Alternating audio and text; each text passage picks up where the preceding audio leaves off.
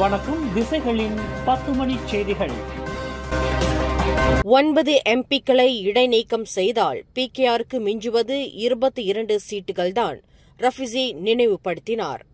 நீதித்துறை விவகாரம் தொடர்பில் அரச விசாரணை ஆணையம் அமைக்கப்பட வேண்டும் என்று அரசாங்கத்திற்கு தாங்கள் விடுத்த கோரிக்கையினால் தாம் உட்பட 9 நாடாளுமன்ற உறுப்பினர்கள் கட்சியிலிருந்து இடைநீக்கம் செய்யப்படுவார்களேயானால் பிகேஆரில் மிஞ்சி இருப்பது 22 சீட்டுகள்தான் என்று அக்கட்சியின் முன்னாள் துணைத் தலைவர் டத்தோஸ்ரீ ரஃபிசி ரம்லி இன்று நினைவுபடுத்தியுள்ளார். தாம் உட்பட கேள்வி எழுப்பிய 9 பிகேஆர் நாடாளுமன்ற உறுப்பினர்களை கட்சியிலிருந்து இடைநீக்கம் செய்வது மூலம் நடப்பு பிரச்சினைக்கு தீர்வாகாது என்று முன்னாள் பொருளாதார அமைச்சரான ரஃபிசி ரம்லி தெரிவித்தார். நாடாளுமன்ற உறுப்பினர்கள் என்பவர்கள் நாட்டு பிரச்சினைகள் குறித்து தொடர்ந்து குரல் கொடுக்க வேண்டும் என்பதற்காகத்தான் மக்கள் தங்களை தேர்வு செய்து சம்பளம் கொடுத்து மக்களவையில் அமர வைத்திருக்கிறார்கள் என்று ரஃபிசி ரம்லி விளக்கினார். அதேவேளையில் தாங்கள் இடைநீக்கம் செய்யப்பட்டால் பிகேஆர் கட்சியில் ஜனநாயகத்திற்கு இடமில்லை என்று தவறான தோற்றம் ஏற்பட்டுவிடும் என்பதையும் ரஃபிசி நினைவுறுத்தினார். நடப்பு அரசாங்கத்தை தாங்கள் விமர்சனம் செய்ததை விட பசிர்குடங் பிகேஆர் எம்பி அசான் அப்துல் கரீம் கட்சியின் தலைவர் என்று கூட பாராமல் பிரதமரை கடுமையாக விமர்சனம் செய்தார். அவர் மீது கட்சி இதுவரை என்ன நடவடிக்கை எடுத்துள்ளது என்று ரஃபிசி ரம்லி கேள்வி எழுப்பினார். அரசாங்கத்திற்கு 95 கோடி ரிங்கேட்டுக்கும் அதிகமாக ஏற்றுமதி வரி இழப்பு ஏற்படுவதற்கு காரணமாக அமைந்த பழைய இரும்பு கடத்தல் தொடர்பாக டத்தோ அந்தஸ்தை கொண்ட தொழிலதிபர் ஒருவர் புத்ராஜய ஊழல் தடுப்பு ஆணையத்தின் விசாரணையில் இன்று ஆஜரானார். கடந்த ஜூலை 12ஆம் தேதி வெளிநாட்டில் இருந்த அந்த தொழிலதிபர் நேற்றிரவு தாயகம் திரும்பினார். எஸ்பிஆர்எம் தலைமையகத்திற்கு வந்த வர்த்தகரிடம் வாக்குமூலம் பதிவு செய்யப்பட்டதாக அந்த ஆணையத்தின் வட்டாரங்கள் தெரிவித்தன. கடந்த திங்கட்கிழமை தொடங்கிய 5 மாநிலங்களில் பழைய இரும்புகள் கடத்தல் கும்பலுக்கு எதிராக எஸ்பிஆர்எம் மேற்கொண்ட அதிரடி சோதனை நடவடிக்கையில் 18 கோடியே 30 லட்சம் ரிங்கெட் மதிப்புள்ள சொத்துக்கள் கைப்பற்றப்பட்டன. அதேபோன்று 5 கோடியே 10 லட்சம் ரிங்கெட் மதிப்புள்ள வங்கி கணக்குகள் முடக்கப்பட்டன. இந்த இரும்பு கடத்தல் நடவடிக்கையில் சம்பந்தப்பட்ட டத்தோ முக்கிய சந்தேக நபராக வகைப்படுத்தப்பட்டுள்ளார். டூரியான் தோட்டத்தில் திருடர்களை மிரட்டுவதைப் போல் துப்பாக்கி வேட்டு சத்தத்தை கிளப்பி பாவனை செய்த பழந்தோட்டக்காரர் கடைசியில் அந்த துப்பாக்கி குண்டே அவர் மீது பாய்ந்து பரிதாபமாக உயிரிழந்தார். இந்த சம்பவம் நெகரி செம்பிலான் லிலபு குவாலா கலாவாங்கில் நேற்று நிகழ்ந்தது. இதில் 67 வயது நபர் உயிரிழந்ததாக அடையாளம் கூறப்பட்டது. மாலை வேளையில் திருடர்கள் தனது டூரியான் தோட்டத்திற்குள் நுழையக்கூடும் என்ற அச்சத்தின் காரணமாக தன்னிடம் இருந்த வேட்டை துப்பாக்கியின் மூலம் அந்த முதியவர் வேட்டு சத்தத்தை கிளப்பியதாக கூறப்படுகிறது. அப்போது எதிர்பாராத விதமாக கை இடறியதன் காரணமாக துப்பாக்கி தோட்டா அவர் மீதே பாய்ந்ததாக தெரிவிக்கப்பட்டுள்ளது. மலேசியாவிற்கு எதிராக அமெரிக்கா விதித்துள்ள இறக்குமதி வரி தொடர்பில் அந்த நாட்டுடன் மலேசியா தொடர்ந்து பேச்சுவார்த்தை நடத்தி வருவதாக வெளியுறவு அமைச்சர் டத்தோஸ்ரீ மொஹமட் அசான் தெரிவித்தார். இதுநாள் வரை இரு நாடுகளுக்கு இடையில் கட்டிக்காக்கப்பட்டு வருகின்ற தூதரக உறவுகள் பாதிக்காத அளவிற்கு இந்த பேச்சுவார்த்தை சுமூகமாக நடைபெறுவதை மலேசியா உறுதி செய்து வருவதாக அவர் குறிப்பிட்டார். இந்த வரி விதிப்பில் இரு நாடுகளும் பாதிக்கப்படாமல் பரஸ்பர நம்பிக்கை கொண்டு இருப்பது தொடர்பில் மலேசியா இந்த பேச்சுவார்த்தையை முன்னெடுத்துள்ளதாக முகமது அசான் தெரிவித்தார். உலகில் தொன்மை மிகுந்த மூத்த மொழியான தமிழின் வளர்ச்சிக்கும் அதன் மேன்மைக்கும் இந்திய முஸ்லிம்கள் ஆற்றி வந்துள்ள பங்களிப்பு போற்றத்தக்கதாகும் என்று உயர்கல்வி அமைச்சர் Dato' Sri doctor Zambry Abdul Kadir புகழாரம் சூட்டினார்.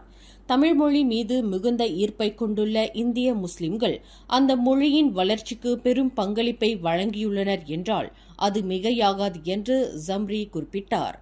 கவிக்கோ எனும் அடைமொழியால் தமிழகத்திலும் தமிழர்ந்த அயலகங்களிலும் அறியப்பட்டவரான கவிஞரும் தமிழ் பேராசிரியருமான மறைந்த அப்துல் ரஹ்மான் நினைவு ஆய்வு இருக்கை ஒன்று மலாயா பல்கலைக்கழகத்தில் இன்று அதிகாரப்பூர்வமாக தொடக்கி வைக்கப்பட்ட நிகழ்வில் கலந்து கொண்டு உரையாற்றிய அமைச்சர் ஜம்ரி தமிழுக்கும் இந்திய முஸ்லிம்களுக்கும் உள்ள தொடர்பை மிக அழகாக விவரித்தார்.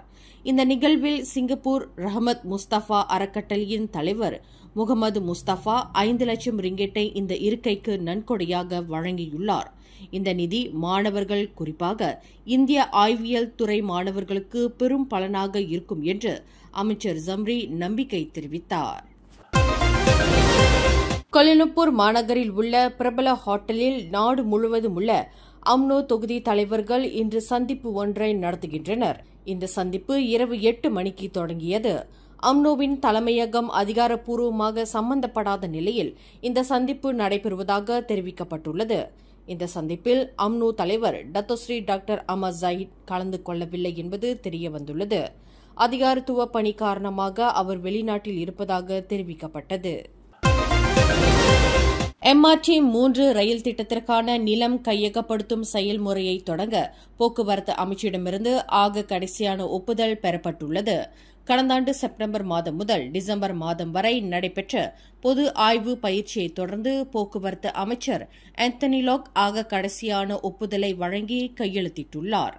இந்த காலகட்டத்தில் நிறுவனம் 45,000க்கும் மேற்பட்ட எழுத்துப்பூர்வமான கருத்துக்களை பெற்றதாகவும் அதில் 93.3 விழுக்காட்டினர் இந்த MRT 3 திட்டத்திற்கு ஆதரவு தெரிவித்துள்ளனர் என்றும் மலேசிய ரேபிட் டிரான்சிட் கார்ப்பரேஷன் சிண்டியன் பிரஹாட் நிறுவனம் வெளியிட்டுள்ள ஓர் அறிக்கையில் தெரிவித்துள்ளது.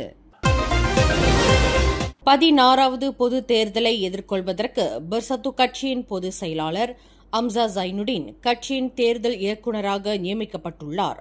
அண்மையில் நடைபெற்ற பெர்சத்து கட்சியின் உச்சமன்ற கூட்டத்தில் இந்த நியமனம் செய்யப்பட்டதாக அக்கட்சியின் உச்சமன்ற உறுப்பினர் வான் சைஃபுல் வான்ஜான் தெரிவித்தார். அந்த கூட்டத்தில் அரசாங்கம் சாராத அரசியல் கட்சிகளுடன் ஒத்துழைப்பது குறித்தும் முக்கியமாக விவாதிக்கப்பட்டதாக அவர் குறிப்பிட்டார்.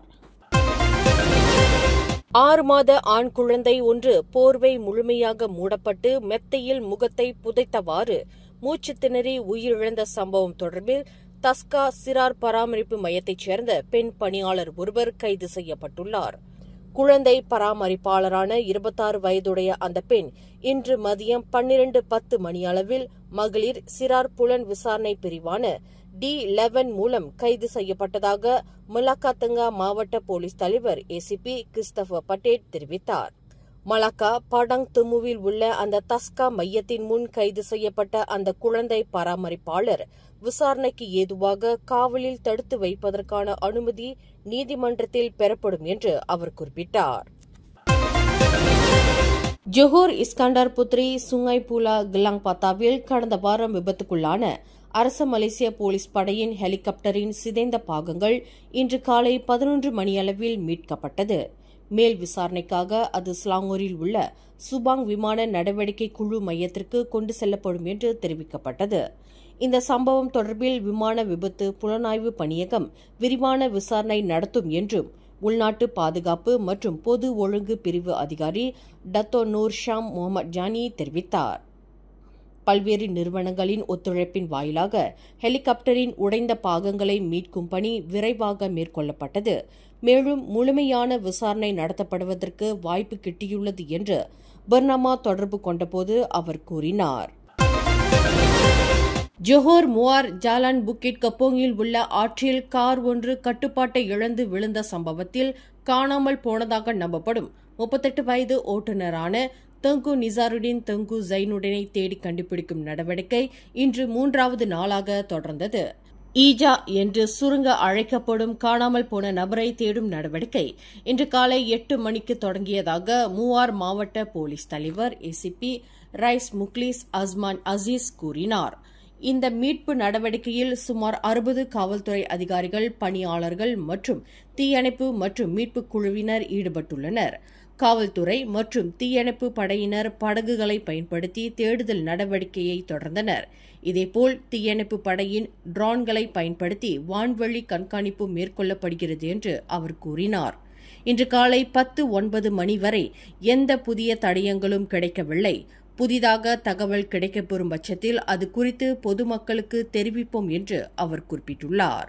மேலும் செய்திகளை தெரிந்து கொள்ள கீழே இருக்கும் பெல் பட்டனை அழுத்துங்கள்.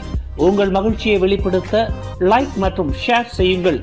தொடர்ந்து திசைகளோடு இணைந்திருக்க சப்ஸ்கிரைப் செய்யுங்கள்.